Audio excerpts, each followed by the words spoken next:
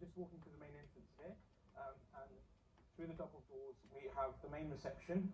We have a sign which obviously tells people to sanitize their hands when they walk in, and this is the hot zone. So all patients with routine appointments that need to be seen will be directed straight through the double doors and go up, and the hot patients, we will direct them in straight into the hot zone, which is just this part here. In just a week, GPs have changed the way they work completely. Here in Watford, this huge practice is now split across different floors. On the ground floor are a separate team of doctors, seeing patients only with a cough, fever or a shortage of breath. Obviously, we don't dress like this on a normal day-to-day job because of the situation we're in now. We are in scrubs. You're in proper scrubs at the moment, so normally it would be a bit much more casual. Yeah, normally GPs you will see are quite casually dressed, so this is not the norm for us.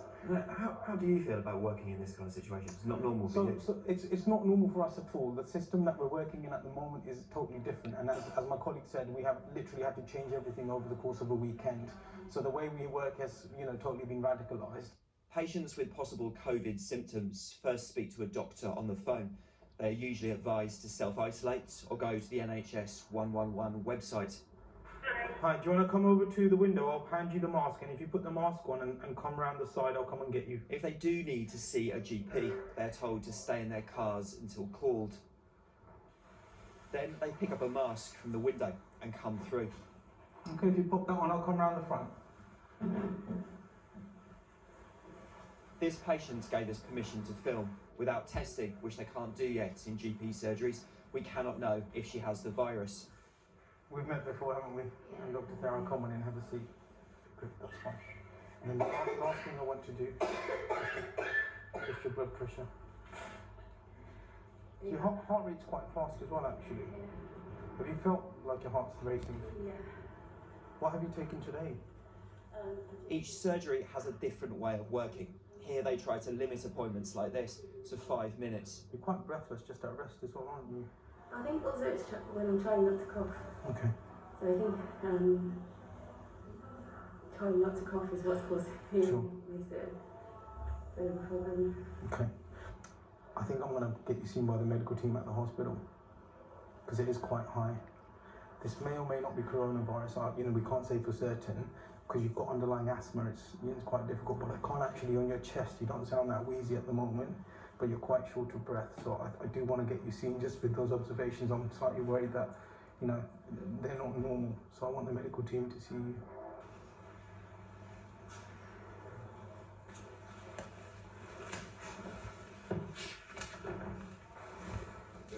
So that was quite interesting. That was a bit unexpected, actually, yeah. Was it? I mean, it could be a viral, as in another viral thing, not just coronavirus, but I think I need to get her seen in hospital. And this is precisely the reason we have this hot clinic, set up. Dr. Thiara calls the local hospital. So where do I send her to? If she calls 111, it's not. They're just going to do a triage, aren't they? He speaks to the consultant there, and they agree to see his patient for further tests. The doctors in the hot zone here say the system is coping.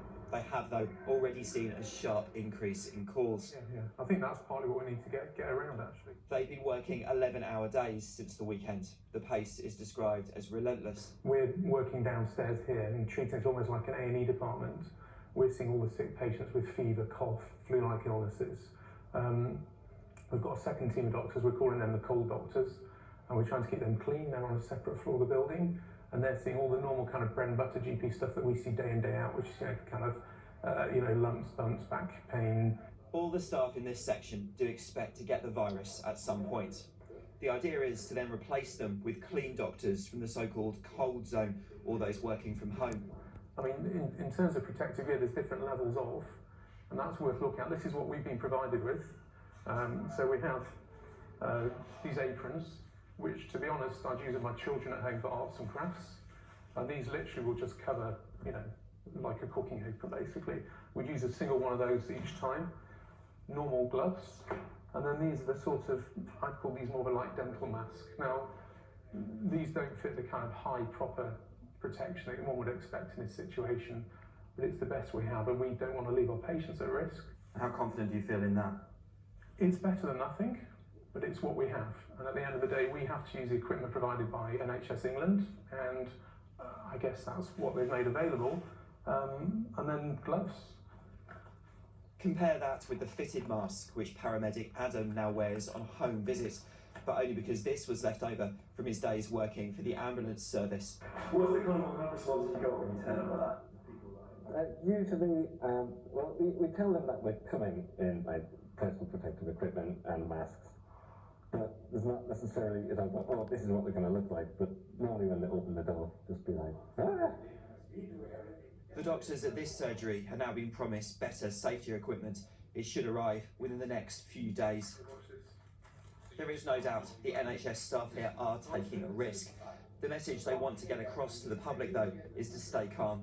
For most, this virus, if you catch it, is mild, and recovery should be straightforward. People need to look outside themselves, think about their sick neighbour next door, go and see if your local neighbour needs looking after that's got dementia or is on their own.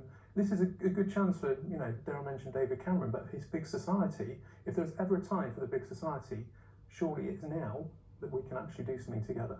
Our team is composed, we had a conversation with the cleaners the other day. We said, you are the most important people in the building right now because we need you to do a good job of cleaning all the rooms. So, you know, this is you know, everybody working together, this is how we're going to beat this.